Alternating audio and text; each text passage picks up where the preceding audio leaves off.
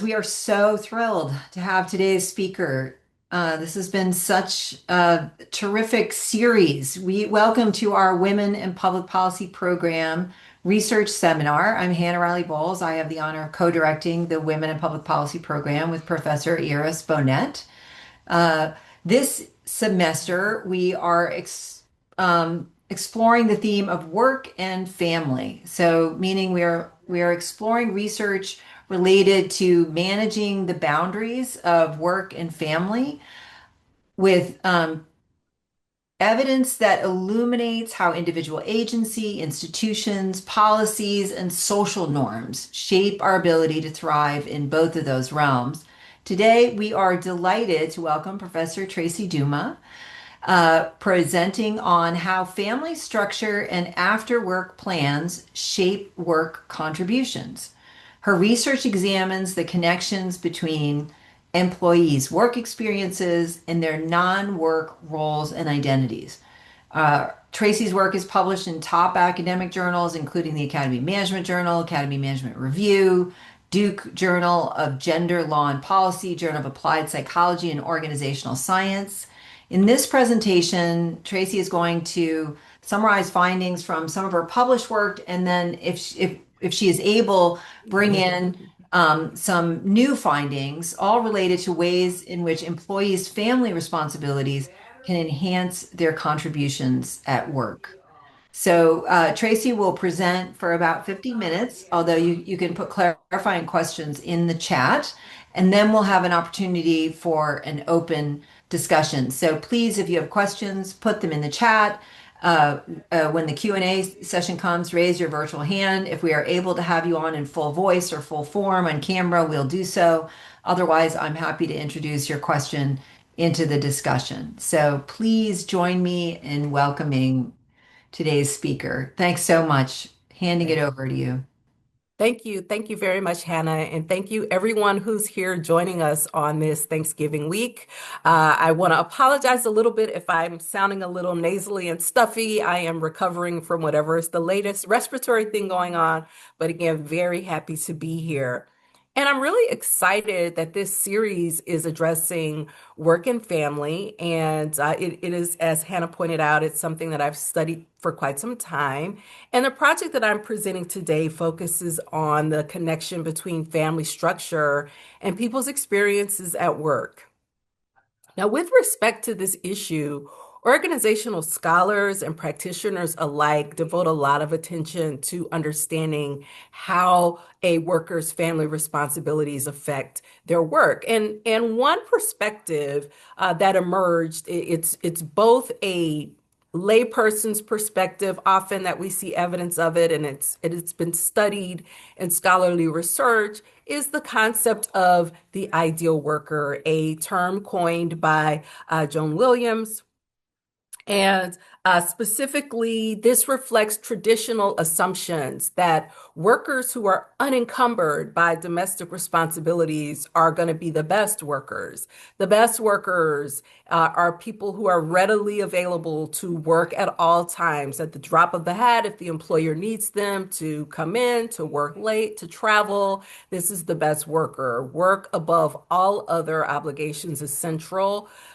The best workers highly identify with work. It's central to who they are. So again, they're going to work all the time, possibly. And this is consistent with the depletion perspective in work family research, the idea that there's necessarily a negative relationship. It's a zero-sum game. If you're fully devoted to something outside of work, then you can't also contribute to the maximum amount at work. And again, according to this belief, people are going to sacrifice, the best workers are going to sacrifice other concerns for work.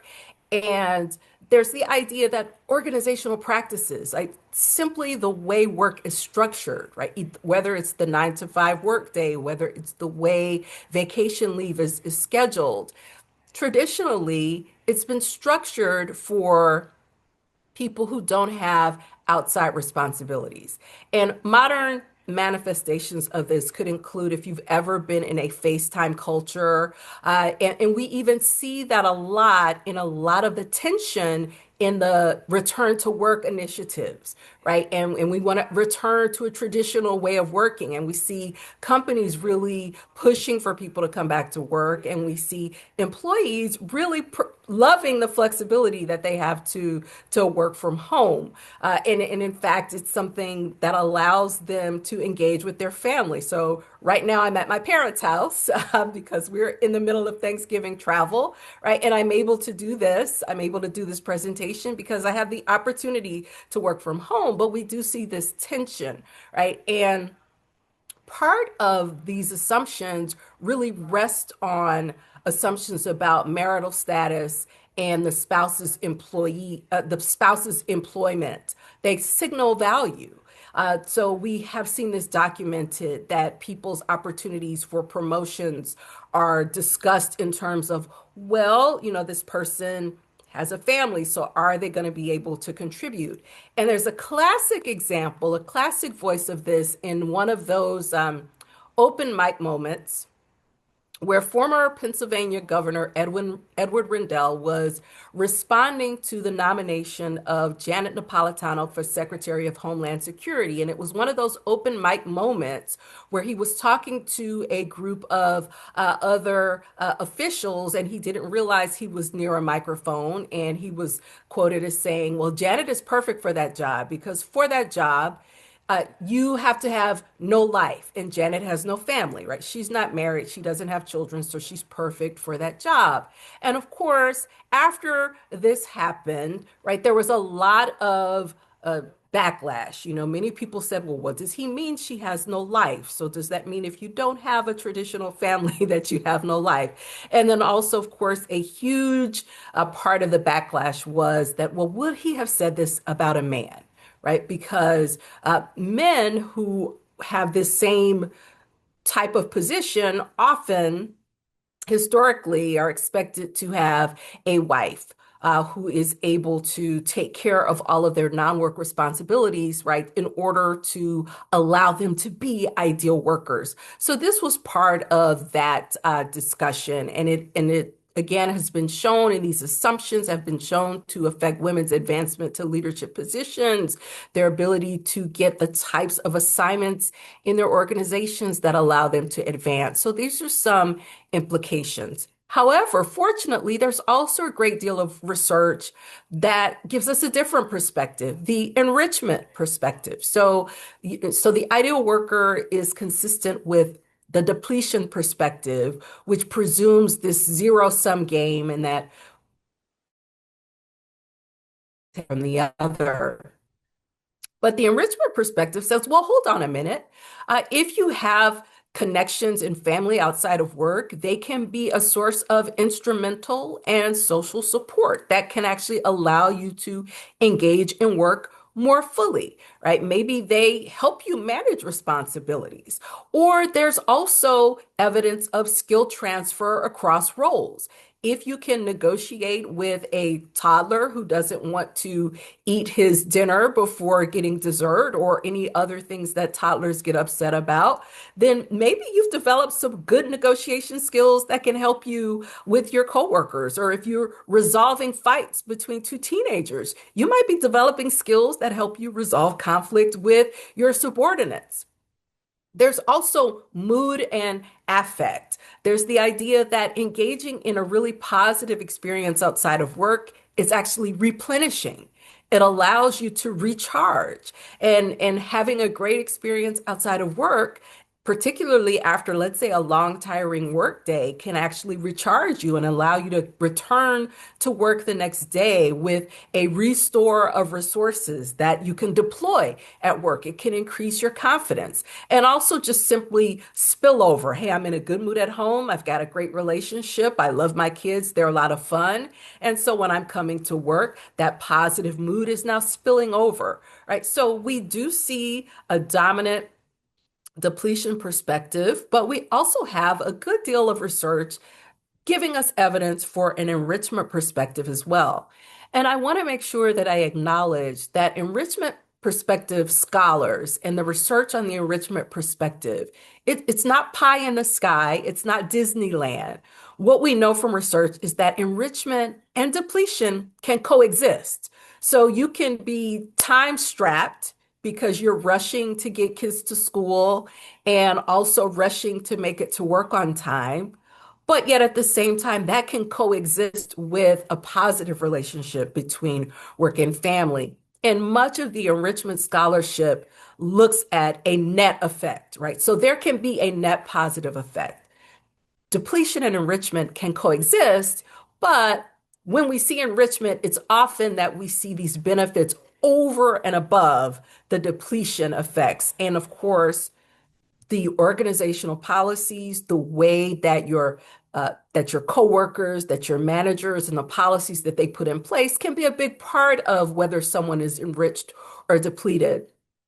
I know a few sessions ago you had my colleague Ellen Kosick on, and one of our studies that we published together several years ago really again looked at the way organizational policies and just the attitude and posture towards people and their families can have a huge impact on whether people feel enriched or depleted.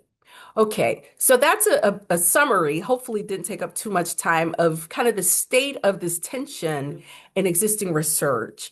And what I wanted to do, what my co-author and I on the paper that I'm presenting, Jill Perry Smith, who's on faculty at Emory, this raised the question for us, is this ideal worker norm consistent with the effects of family structure on work, right? So there is this assumption that having family responsibilities is going to be negative. And do we really see that if we break out different aspects of family structure? So spousal, marital status, parental status, spouse's employment. Do we really see effects consistent with this ideal worker norm?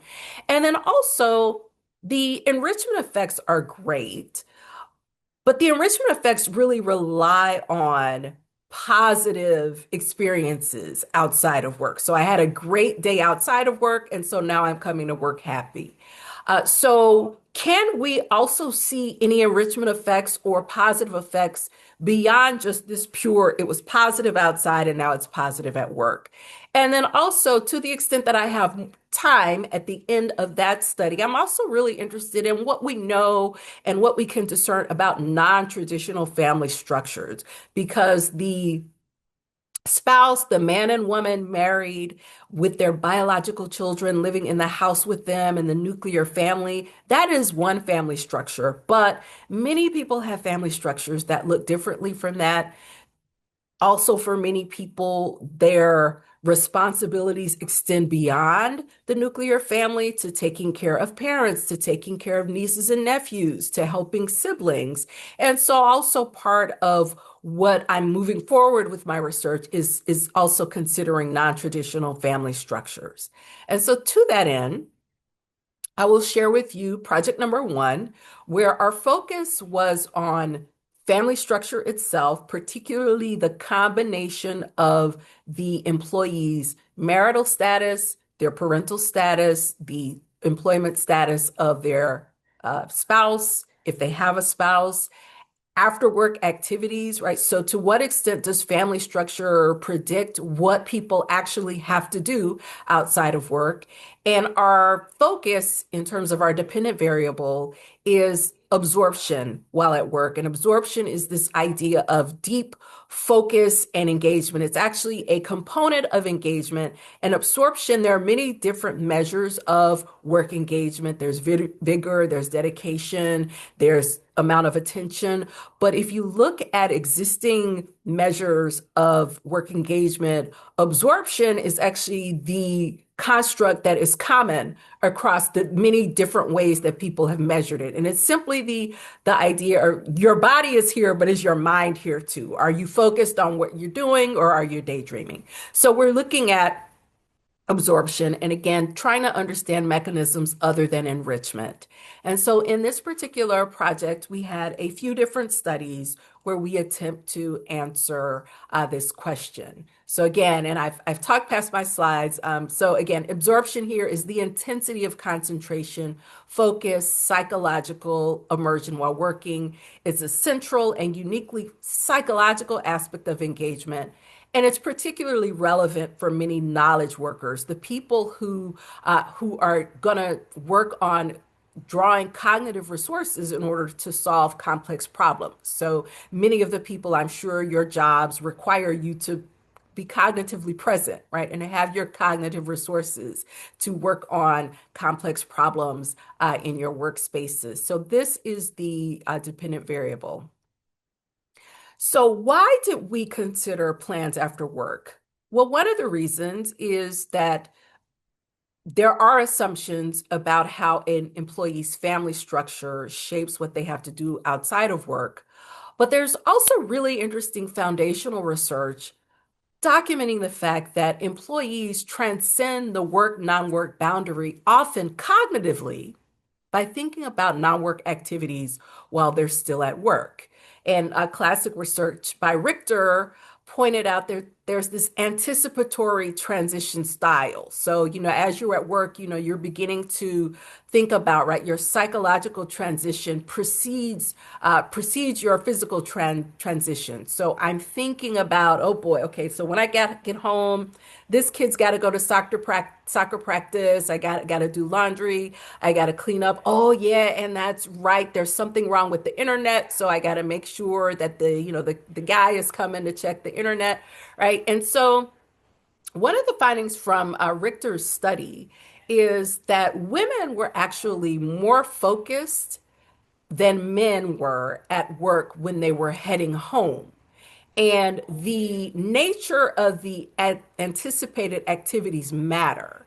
So when men were thinking about going home, they were more likely to think about relaxation. I'm going home to stop working. I'm going home to rest. I'm going to go home and put my feet up and watch the game. I'm going to go home and maybe head out with some of my friends and we're going to go play golf or something. Whereas women we're more likely to be focused on domestic activities, right? All the things that I listed. Okay, I gotta, we gotta get the laundry. I gotta get somebody's got a science project, so we gotta go shopping to get what they need for the science project. So this was what Richter found in her interviews. And so in looking at this classic research, and then in looking at how what we assume about people based on their family structure, what Jill Perry Smith, what we predicted is that perhaps there's a connection between not just gender, which is what Richter studied, but actually family structure and what people are anticipating. And can we test this same mechanism more explicitly? Because again, this was something that it wasn't actually what she was studying. It emerged as she was conducting these interviews with men and women, specifically about transition style and how they transition from going from work and now I'm transitioning and moving into my home mind space. So this emerged. And so we wanted to test this. And so that was really what drove the study that we're conducting. And so, as part of this, we dove into the literature to classify the different types of activities that people are engaging in after work. And so, what we're focused on here are two broad categories: domestic activities. So, these are duties associated with maintaining a household, doing the laundry, cooking dinner every day, cleaning up. And we're going to compare that with leisure activities. So these are activities that are pursued primarily for recreation. This is relaxing, or this is attending a concert. Right. And so these were the two types of activities that we classified in conducting this research. And also in comparing them and in drawing on the research, the factors that we felt help to distinguish them and give us a clear metric for measuring them are that domestic activities are defined by being obligatory. So maybe you can postpone them, but in general, you have to do the laundry at some point. Somebody has to do the groceries and cook the dinner.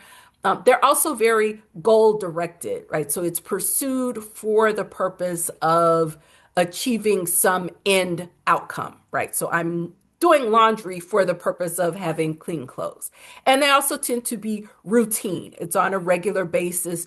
Maybe you do it twice a week or once a week, but it's a routine. It's a part of your regular pattern of activities. And then leisure activities are voluntary, typically, right? So they're not obligatory. You can go to the movies or you don't have to. You can go out to dinner or not. You can go play ball with your friends or not, right? And it's driven by your intrinsic interest. The primary goal, if any, is simply relaxation or enjoyment.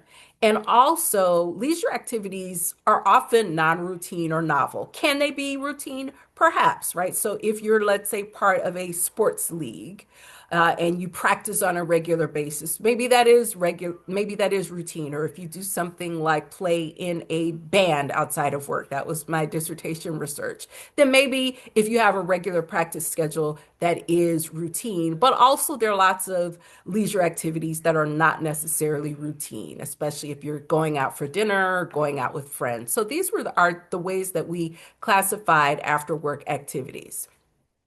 And so what we are predicting based on the Richter model is that anticipating domestic activities actually they will enhance absorption and leisure activities undermine it. And why is this? Well, we drew on a couple of theories. So one current concerns theory is a cognitive psychological theory that says that at any given point in time, people are going to focus on whatever stimuli is most compelling, right? So if I am, right now, I am engaged in talking to you all and doing this presentation. But let's say if what I'm anticipating doing after I get off of this call is doing my laundry because I have to pack to go for a trip for Thanksgiving. Now the trip is exciting, but maybe the laundry isn't that exciting. And thinking about laundry is not more compelling than what I'm doing right now. Okay. So current concerns theory would say then that I'm going to be more focused on what I'm doing right now because it is more compelling than the activity that I am anticipating. However, let's say if there were a Beyonce concert tonight and I had tickets and that's what I am expecting, then even though this is great, I might feel that the Beyonce concert is a little bit more compelling. And so therefore that actually might draw my focus away from work and I'm preoccupied, I'm anticipating that, right? And this is consistent with what Richter found in her interviews about how people transitioned and how what you're anticipating shapes what you're focused on, right, at work. And then also there's the effort recovery model, which says that leisure activities provide greater psychological detachment from work than domestic activities, which draw on the same resources as work. So, in other words, if I'm anticipating a set of activities that really are similar and draw on the same types of resources as what I'm doing now, then they don't draw my attention away. But if I am anticipating something that is a departure from work, it provides greater psychological detachment from work, then again, there's going to be this anticipatory detachment. It takes away from my focus. Right. And so, again, this idea that anticipating domestic activities for these reasons actually reinforces this goal direction and this work mindset because just like work activities, which are goal directed and typically obligatory, domestic activities also are goal directed. They reinforce this work mindset, right? So it's just work at home, right? So I'm working now in the office, and what I'm anticipating is going home to work more work. So I'm not ever really detaching from this work mindset. So I'm actually, if that's what I'm anticipating, I'm going to tend to be more engaged and focused at work. By contrast, leisure activities, which are non-routine, voluntary, their nature then is more likely to undermine the work mindset. So this is what we're expecting.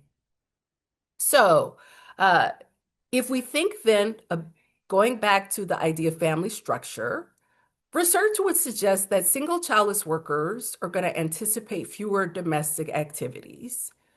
And let me back up. I don't know if I made this clear enough. Uh, Part of the reason we're focusing on single childless workers is in accordance with or very much consistent with former Governor Rendell's quote. Even though the original ideal worker was conceptualized as a man who had a wife at home who was not employed and therefore took care of all of his responsibilities, there is some undercurrent in existing research that maybe the single childless worker might be the new ideal worker.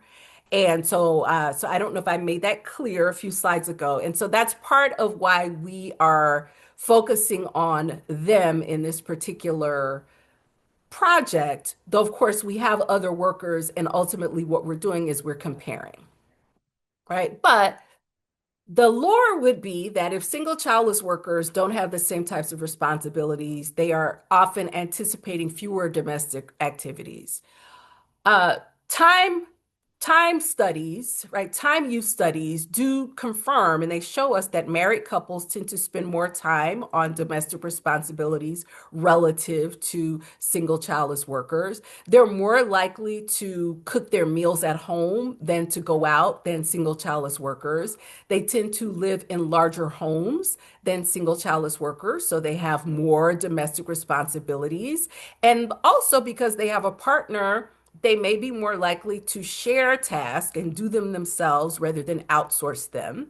And then also, we know that single childless workers have a stronger identification with their personal, non-family based roles.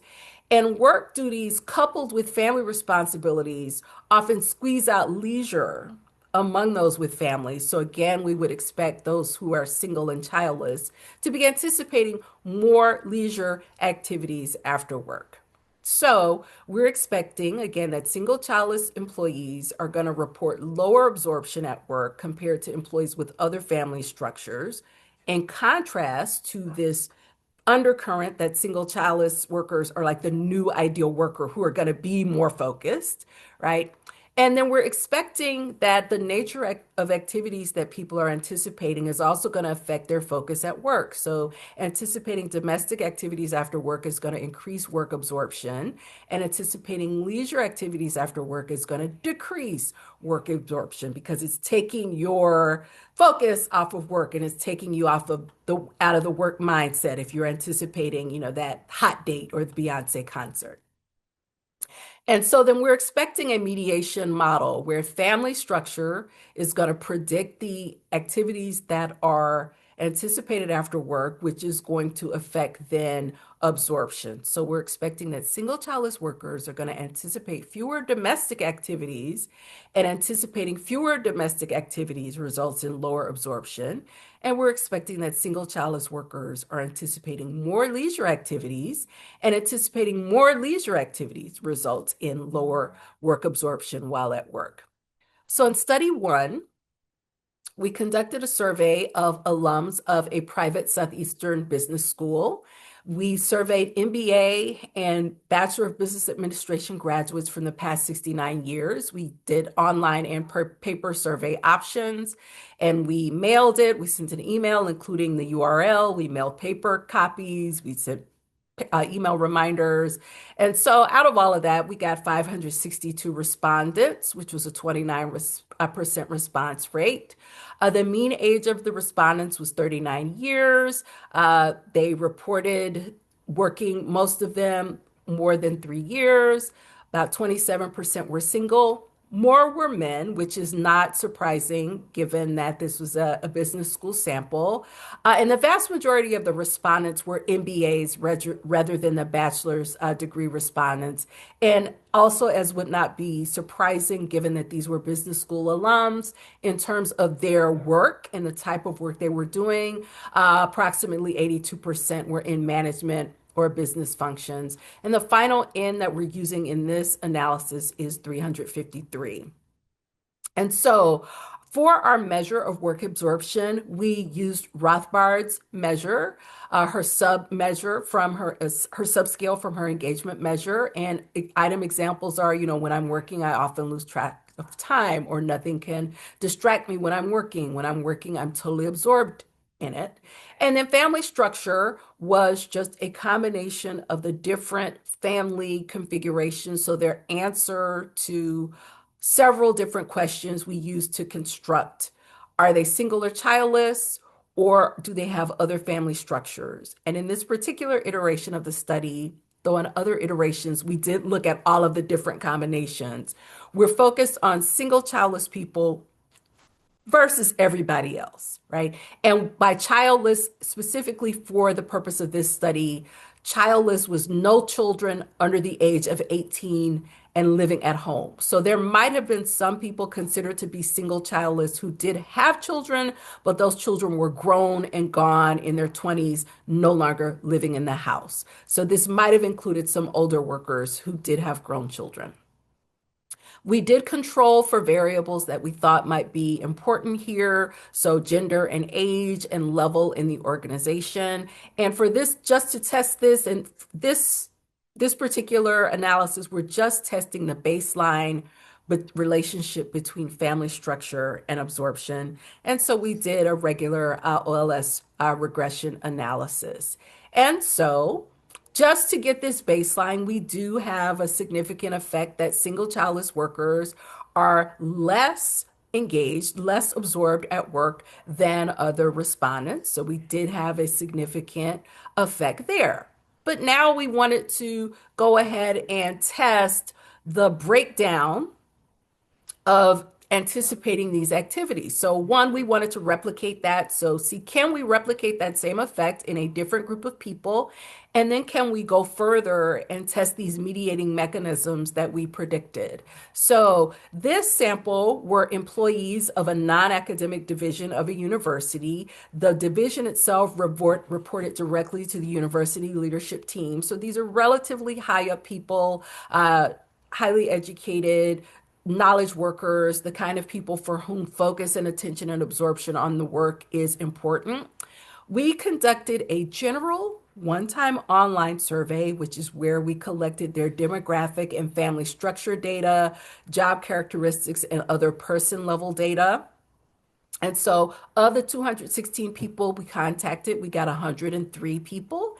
And then after they completed this general one-time online survey, we also took two daily surveys via email. They received a link to a survey in the morning at the beginning of their workday, and then a survey in the afternoon.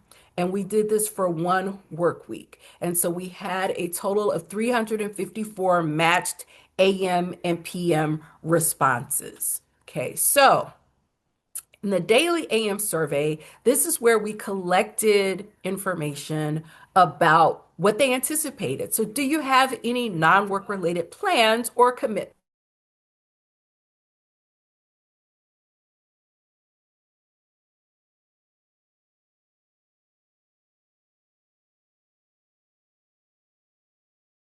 down scales next each of the non-work activities that they listed. So after you wrote down what you were going to do, you then selected, is it optional or optional? We also wanted to make sure that we understood, what is the start time and how flexible is the start time. So maybe I'm meeting friends at a bar, and there's lots of flexibility. And when I get there, I can get there at 6. We're all coming at different times after work. versus, well, actually, I'm working on my MBA after work and class starts at 6, and that's a rigid start time. That's not a flexible start time. So we asked them for the start time and then also how rigid it was. And then we asked them to categorize what type of activity is it. So is it domestic? Is it leisure? Is it community volunteering? Is it personal development or wellness?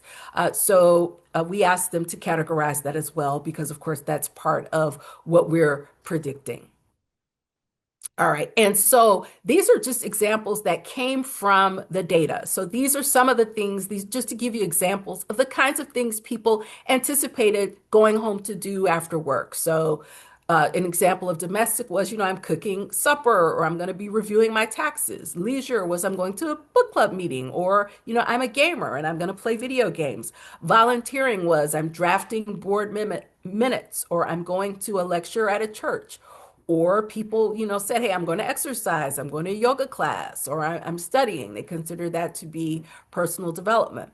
And so, based on the activities that people listed, we were able to calculate out of all of the things they listed, what is the proportion? So, what proportion is it? Is it 100% domestic? Is it half and half domestic and leisure? And also, based on numbers, the volunteer and personal development really dropped out. And so we focused on domestic and leisure as categories. So again, we calculated the proportion of each category of activities. And then the afternoon survey, and based on the schedule, we wanted to make sure we got people late enough in the day where they could give us work absorption, but not so late that we missed people who might have been leaving earlier. And so based on our information that we had about the schedule that most of the times that people worked, we chose to do the afternoon survey at 3 p.m. And so we surveyed for their work absorption. So we just asked them at the end of the day the work absorption questions that you saw. All right. So, of course, our variables in analysis, family structure, our mediator is the proportion of each activity category, and the dependent variable is daily work absorption. And we controlled for exempt versus not exempt, the number of hours worked, age, gender, and the earliest activity start time. We conducted OLS regression for part of the analysis, but also because these were repeated daily surveys, and so we had within-person responses, we also had to use multi-level structural equation modeling. And so we followed the Preacher et al. Example, and we used M plus to conduct multi-level structural equation modeling to test our multi-level mediation analyses. So, when considering the within-person activity effects on daily absorption, we found, as predicted, that the greater the proportion of leisure activities a person listed, the less absorbed they were. So we saw the negative relationship between the proportion of leisure activities and people's focus at work. And then we saw the opposite for domestic activities. So the greater the proportion of domestic activities that people were anticipating, the more absorbed they were at work. So we saw this expected relationship within person. And we also, and I don't know why that slide is not in here, but we also saw the general, in this sample, we also saw the general negative relationship between being single and childless and absorption, just like we had in the MBA alum sample. All right. But then we also wanted to conduct then this 2-1-1 mediation, right? The second level and then the first level with in-person mediation, again, using M plus and the multi-level SEM to see if family structure, again, predicted daily work absorption. Maybe that's why it wasn't another slide. It's coming. And also the proportion of daily activities. And so we do have a significant indirect effect, such that for the proportion of domestic responsibilities, we are seeing a significant mediation, such that the reason single childless people are reporting, or the explanation, the statistical explanation here, is that anticipating fewer domestic activities is leading to less engagement among single childless people because they don't have those the greater proportion of domestic activities. We did not, however, see a significant mediation effect of the proportion of leisure activities. So it's not that they're less engaged because of more leisure activities. It is that they're less engaged because of fewer domestic responsibilities. So, what this suggests to us is that even though our focus is on the single childless employees, that there's a bump that the employees with family responsibilities are getting from having these domestic responsibilities. Because again, it's not the partying, it's not the leisure that's dampening their absorption. It's actually the absence of the domestic activities that may be dampening the absorption. And so, what we also wanted to do then, we wanted to further test, is this happening because of the mechanisms that we propose? So, in other words, are these people seeing the activities the way we categorize them? And is it in fact that the obligatory nature of the domestic domestic activities and the is that what's driving it? And so we did a supplement with an online panel of Qualtrics participants that was designed to test how do individuals actually see these after work activities, and does their construal of these after work activities actually explain the effect of the anticipated activities on absorption? So again, we used a Qualtrics panel, and we gave them a very similar survey that we gave to the university employees, where we asked them in the morning about the activities that they were anticipating, but then we also asked them how they would characterize those activities according to those dimensions that I shared earlier. Is it obligatory? Is it novel? Is it routine? Is it an escape from work? Right? And so we had 380 participants, 196 matched AM and PM surveys, 564 activities. Right? So to measure whether it was perceived as goal directed, we used Willie's measure. So when participating in this activity, I think about what the outcome of this activity will be. That's an example. So in other words, I'm doing this activity to meet a particular objective. It's not just for fun, like it's to actually bring about some outcome. Is it obligatory? I participate in this activity because I feel that I have to. All right, so we use Weinstein and Ryan's measure there. And is it escape from the routine? So for me, this activity is a break. It's a change from life's usual routine. So we asked them to fill out these questions for the activities that they listed that they were anticipating.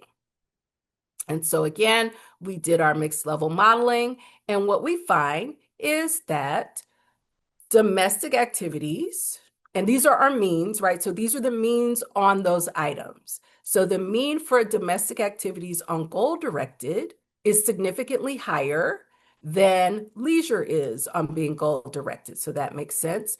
Are domestic activities considered to be more obligatory than leisure activities? They are statistically significantly different. Are domestic activities considered to be an escape from the routine? No, but leisure activities are, right? So leisure activities, our highest score of everything, 5.75. It's an escape from the routine, and these are statistically significant differences. So the people are seeing these activities the way we expected them to, and this, in fact, does help to explain the effects, right? So the mechanism, so we're getting at the mechanism here. And so interestingly enough, the effect of obligatory and an escape from the routine seem to be what's really driving in these respondents the effects of the proportion of domestic activity. So we don't have a significant effect for goal direction as a mediator. Again, a mediator explaining why are we seeing the relationship between the activity and absorption. So it seems that obligatory and escape seem to be drawing it here. And a proportion of leisure, though, we did have the mediation effect for all three ways of viewing the activities. So, what do we take from this? One, that family responsibilities and uh, these domestic responsibilities outside of work actually seem to be contributing to people focusing on their work when they are at work. It's not pulling away from their focus. And the nature of the anticipated non-work responsibilities, right, is explaining the effect of family structure on work absorption. And then we also see this differential construal of domestic versus leisure activities. So domestic activities are not a compelling contrast to work, and they enhance absorption while working. Leisure activities may facilitate recovery after work, but they can also potentially induce detachment before the workday is done. So that's a little bit of a puzzle, right? And it questions and challenges this idea of the single chalice employee, right, as the new ideal worker. And so, what do we do with this? Well, one, we feel as if this is helping to challenge, right, this ideal worker perspective that we still have documentation that this perspective does in fact impede the progress and opportunities for people who have families. It's still around. But yet, this is another way that employees' family roles can enhance their contributions and experiences in the workplace. And what we found really interesting about this is that unlike many of the enrichment studies, this is not solely driven by something positive happening in the workspace. So it's not just that, oh, well, I'm happy at work because I'm happy at home, or I'm able to have energy at work because this great thing happened outside of work. What we're actually seeing is actually just the day-to-day routine. Some might even call it drudgery of domestic responsibilities outside of work can actually also contribute to people's ability to kind of focus and grind and stay engaged with their work, right? So family actually may benefit work via some mechanisms other than enrichment. So I tried to speed through that, but I do want to stop and see if there are any questions that popped up. If we want to address on that, it took a little longer than I expected. That was fabulous. Yeah, let me Okay, see if there's any questions right now. And then I think okay, you're going to take maybe 5 more minutes to give us a teaser on this next stuff. okay, Oh, Fernando, okay. actually, give me just a thumbs up or Fernando. Fernando's asking what are the age profiles of the childless participants? Hmm. I think you Okay. shared that before that it's fairly wide. So, yes, it is fairly wide because we do have people who are single and childless, again, who have grown children. I would have to look back at, so I do not have it broken out. So to tell you that single childless are this mean age, the married people are this mean age. So I do not have that broken out off the top of my head, but if that is really important to you, you send me a message and I can send that to you. But my recollection is that there were not significant differences. In other words, this is not a situation where all of the single childless people are, 25 and 27, and all of the people who have children are older. My recollection is that we do not have a statistically significant difference in age between the different categories. But again, if you want to break out of those, I can send them to you. Yeah, that's great. I think that's the core of the Yeah. question. Were there Hmm. any other so because the chat's not burning up yet. I'm dying to see the Okay, teaser. that's fine. Can Okay, so we the can the you just share a little bit teaser. about well, like what are some directions where you're taking this work? We'd love to Sure. hear. Yeah. So here's what I will see. I will put up this slide. So in the past studies, because even the study I presented in 2020 at the beginning of the pandemic, that was another family structure study where we were specifically looking at how family structure and gender actually shape leadership responsibilities in the workplace. So that was the study that I presented in 2020. So I have a number of studies where I've looked at family structure, but one of the factors that we felt was missing in work family research was the interplay between family structure and racial and ethnic background, because there is a good deal of work showing that there are cultural differences when we look at people from Latinx backgrounds, or when we look at people from different cultural socialization, their concept of family and who they're responsible for expands far beyond the nuclear family. And then also, if we simply consider that in today's world, there are lots of people who have different family structures than just the spouse and children. And so this study, we actually wanted to delve a little bit more deeply into what that might look like. And so we started with qualitative data. And so we looked at different definitions. We just asked people, actually, let me just put the questions up. Right. So the main questions that I was kind of focusing on, and we're literally like, I'm still reading transcripts. So this is, hot off the presses. We're in the middle of this. But we just asked people to describe the role you play in your family broadly. What responsibilities do you have?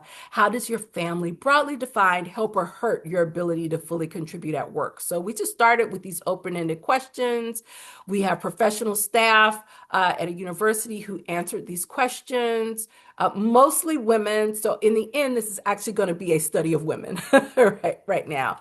But just some of the responses that really jumped out to me as people talking about different responsibilities they have outside of the nuclear family. So my husband and I are primary caretakers, right, of my two sisters-in-law who are cognitively disabled, or I pick my niece and nephew up from my school for my sister who works two jobs and doesn't get home. I babysit for my cousins. I help raise my younger sister. So we have people who, for them, work and family is beyond what we typically see in most research.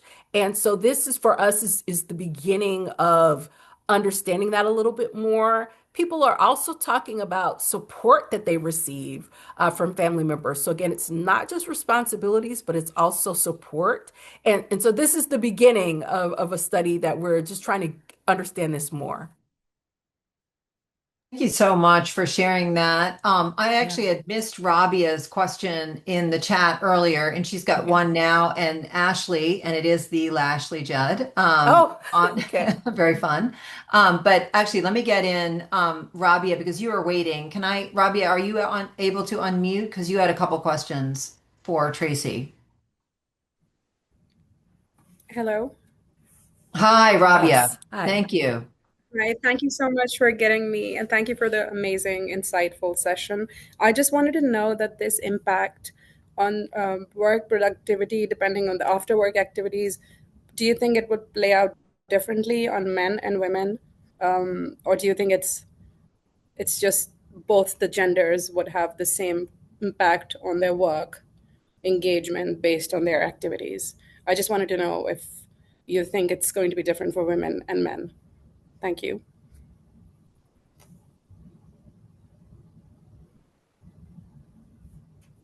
Oh no, we didn't lose. Laura, do we still have our speaker? Is Tracy, are you there?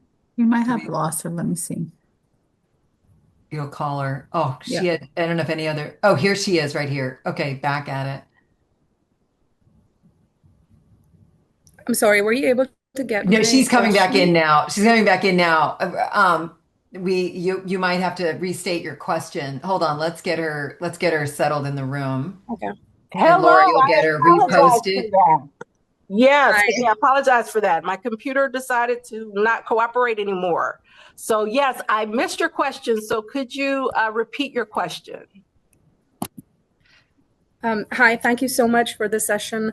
I wanted to know that this study that you've done and the analysis that is made that your after work activities have an impact on your productivity at work. do you think it plays out differently on men and women, or is it just similar? Would you think that women would be more productive or men would be more? That's an excellent question. Thank you. So in this study, we did not see gender differences. We actually expected that we would see gender differences, but let me be clear, we don't see gender differences in the effects of the anticipated activities. However, there may often be differences, gender differences, and we know this from a number of studies, including the Richter study, Yeah. which was the original kind of paradigm. There may be differences in what men and women are anticipating, especially depending on their family structure. So, what a married man is expecting to do when he gets home from work may be a little bit different than what a married woman is anticipating when she gets home from work. So if there's a difference, it's going to be a difference based on what they're anticipating, but the effect of what they're anticipating is not going to be different. Did that answer the question? Yeah. Okay. So for Thank example, you. so It what I mean does. is Thank you so if much. a man is anticipating domestic, the effect is going to be the same if he's as a woman anticipating domestic, but there are Yeah. differences in what men are anticipating sometimes. Yes. I know your follow-up study is qualitative and not trying to elaborate to samples, but one would also expect from the evidence that we have now that if you look at caring for people who are not family, who are out, who are or maybe extended family rather than say children or immediately in the home, that that's also something where you'll see a main effect of women being more likely to carry those responsibilities. That's really interesting. Yeah. Thank you for raising that, Rabia. Ashley, can I bring you in? Hi, Professor. Thanks so much for this. It is really, really interesting. And Thank you.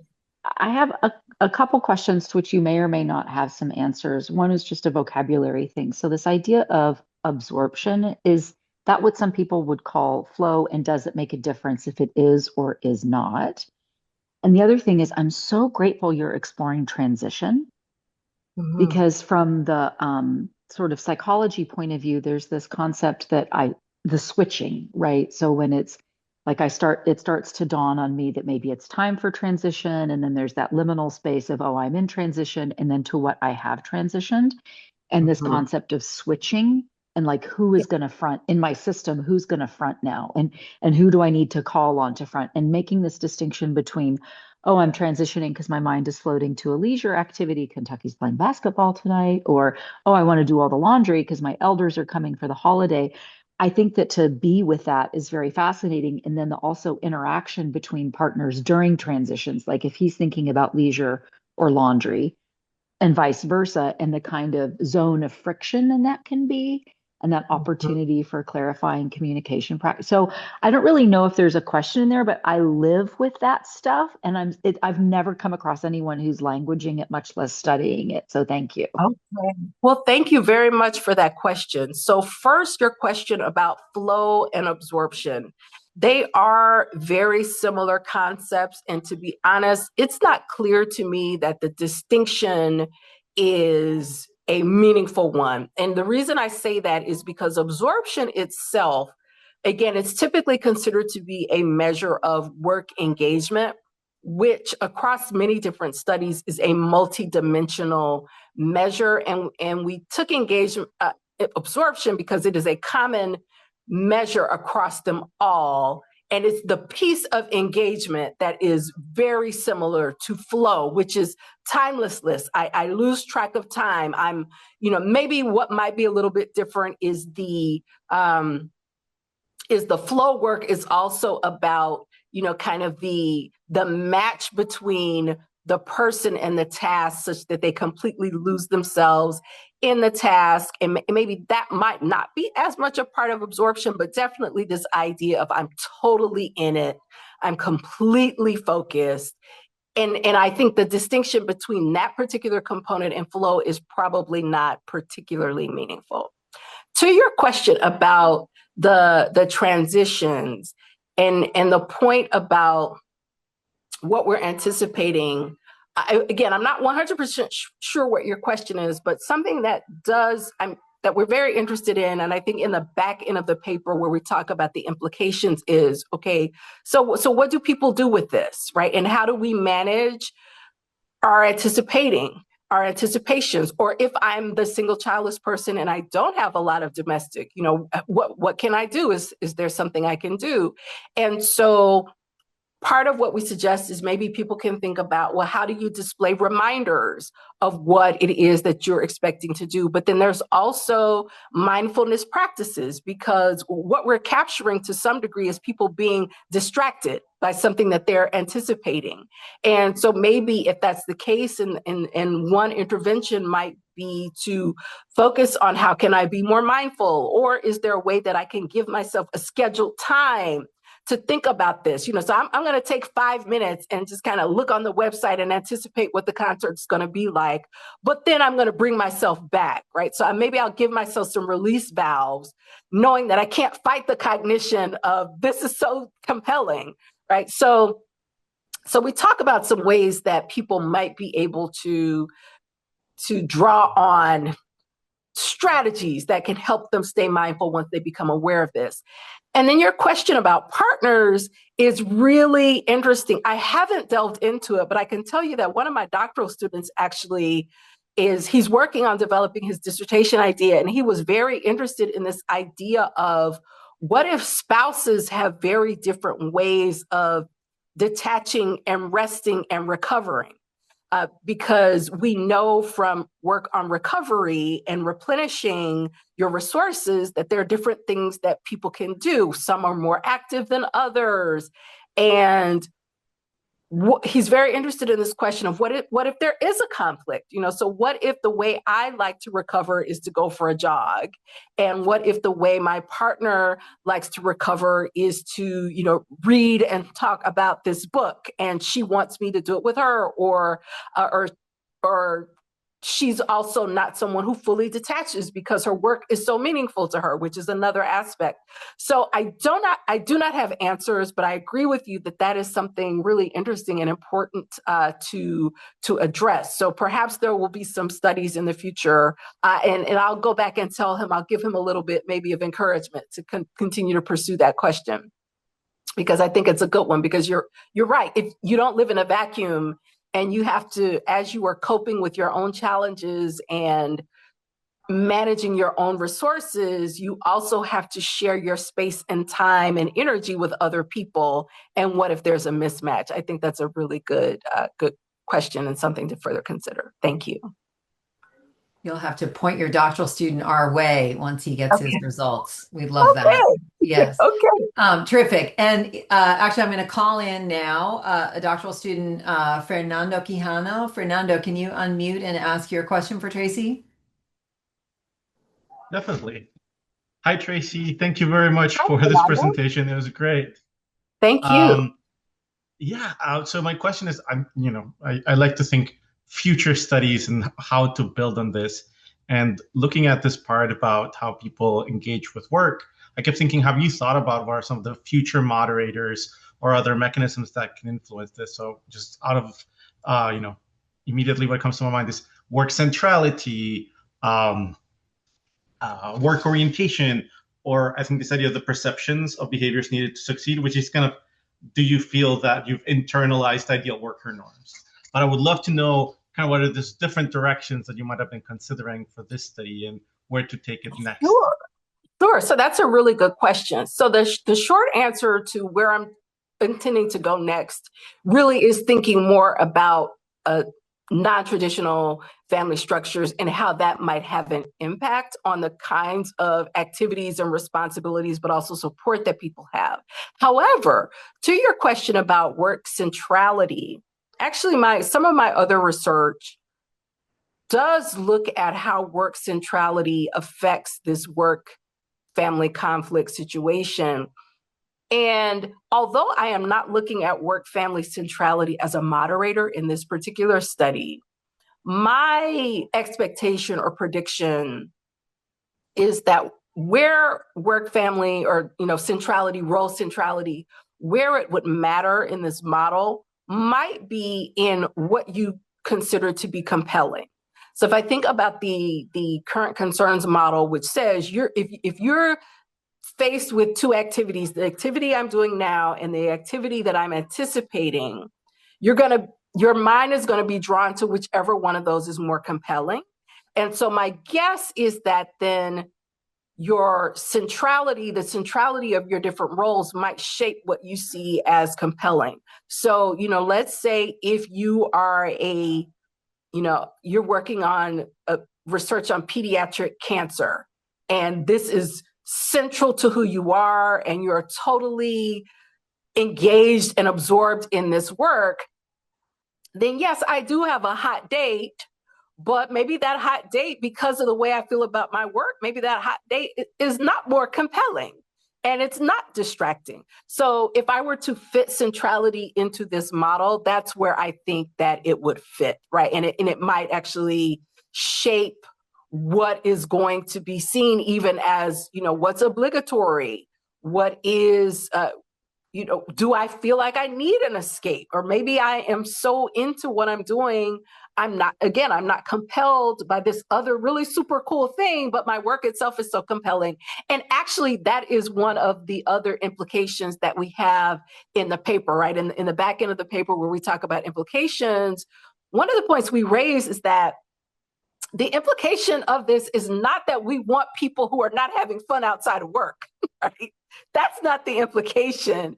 Maybe the implication for employers is to look into ways to make work more engaging. If the work itself is not inherently engaging for people, then how can we be intentional about giving people an engaging, fulfilling work experience so that it competes in their cognition, right, with all the fun, cool things that we could be doing outside of work? So that's how I would answer that question. Yeah, and also, I suppose also, how do you use your work time? That's the classic thing that working moms will say is that they are head down, focused the whole time that they're in the office, and then they head out. And then people who don't have that sense of time constraint are maybe less focused. And being That's less, yes, yeah. that is exactly why I totally agree with you. That's exactly why we included the measure of the start time of the thing that you're anticipating and how rigid it is, because we did think time pressure, like some of it is just time pressure. And I don't have time to waste because I gotta leave at 5 o'clock to pick up my kids from. So that's part of why we drew that in. And if I recall, we didn't get as many effects for that as we wanted to, but I completely agree with you that that is also a valid part of this. I totally agree with that. The fascinating, fascinating work. Okay, Natasa, I'd love to bring you in here, and she is proposing cross-national comparative studies along these lines. Natasa, can I unmute you, or should I? I'll give you a moment, and if not, Sure. Oh, wonderful. I hope you Please can come hear in me and okay. you My ask your camera I doesn't question. work can, on Yeah. this yes, computer. I can hear you. Uh, awesome, awesome. Look, I'll paraphrase a little and add a little bit more since I've got the stage. Thank you so much, Professor Dumas. It's just wonderful, wonderful to hear all these things we think about, but didn't think there was research coming out, which is amazing because I will be referencing you in my thesis.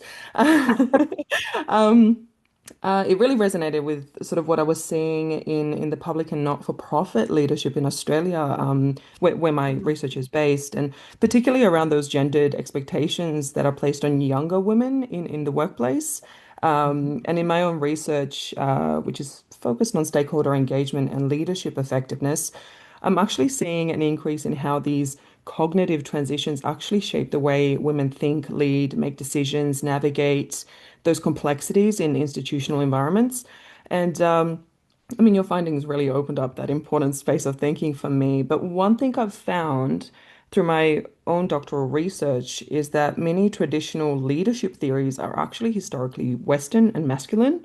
They're not designed for women or culturally diverse people or technologically mediated leadership or anything like that.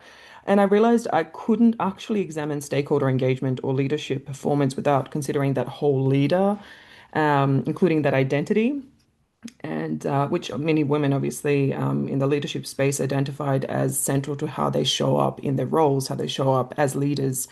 With that in mind, I was just really curious whether you were seeing any scope in cross-country comparative research, particularly between Western countries, Australia, US, UK, on how that domestic responsibilities versus leisure anticipated influence work absorption, perhaps is influenced by culture. I imagine cultural norms around work and gender and caregiving. Even the ideal worker in Australia would certainly be, to a degree, in different sectors, different. Um, Mhm. but I wondered whether that might shape or whether you have any insights already around those transitions that I think are quite distinct in those different sector environments. That's a great question. So, short answer, I do not myself have cross-cultural data. I would love to though, because I do know from existing research that there are clear national differences in everything from norms about domestic activities and responsibilities to norms about what the boundary between work and home should be. So I do not currently have that data, but I do believe there are studies, existing studies, that get at some of those answers. And you mentioned Australia. There's actually, oh boy, I know one of the authors is Alexis Smith Washington, and I forget the other author. And I am 98% sure that their data is Australian data. I don't think they're looking at this exact question, but it is a work family study considering, oh boy, I think it's kind I let me not, I don't want to say the wrong thing. Long story short, I do not currently have that data. I do believe that there are likely to be differences in some of these effects when we step outside of the US context, because this data was all US data. And I would be very interested to see what exactly that would look like. But I do not currently have it right now. But I think that you're spot on. That's fantastic. Thank you so much. And I will definitely look into Look Alexis's at work as well. Alexis Smith. Yeah, Smith Washington. I just came across her study, and it is cross national data. And I don't know if it, long story short, there's lots of fruit there for further answering those questions. Wonderful. Thank you so much for that. Appreciate Thank it. you.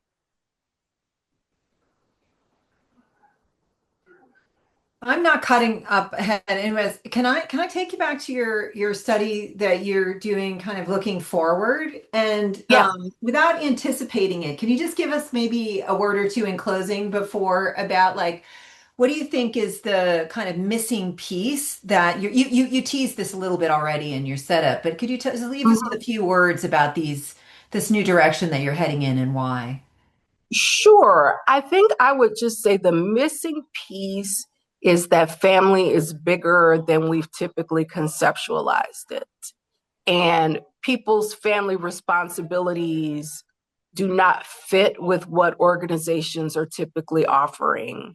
And that presents, I think, an opportunity and an imperative, I think, that we need to address. So that's what I would, that's the teaser, I would say. And then I would also add to that teaser too that it's not just responsibilities, it's also support, because we also have people talking about the people who support them. And the people who support them are often people who are not typically family at all. So not just extended family, but some of the women in our sample talk about they support they get from neighbors or friends from church. So people who are not officially family, but that are also an essential part of their life and help them to be able to do their work. And I think that's missing. And I hope that we're able to add it to research. I love that. I love that. Thank you. That's a great place to leave us. Tracy, thank you so very, very much. Thank you. We're just so appreciative of this conversation. We got the virtual applause exploding Oh, on the thank you. screen. And for those of us who are able, please join us. It will be our final seminar of the semester. Professor Leah Rupener is going to, from the University of Melbourne, is going to be talking about drained. Can money and employment reduce your mental load? So, somewhat related, although a different tack on, what's Mhm. on your mind, this has been kind of the theme of our final speakers in this series. Thank you again, Tracy, so much. This is really terrific. And I hope I Thank get to you, see you in everyone. person. Have a happy Thanksgiving with your family. Have happy Thanksgiving, Thank you. everyone, no matter where you are. Take care. Bye bye. All right. Bye, everybody.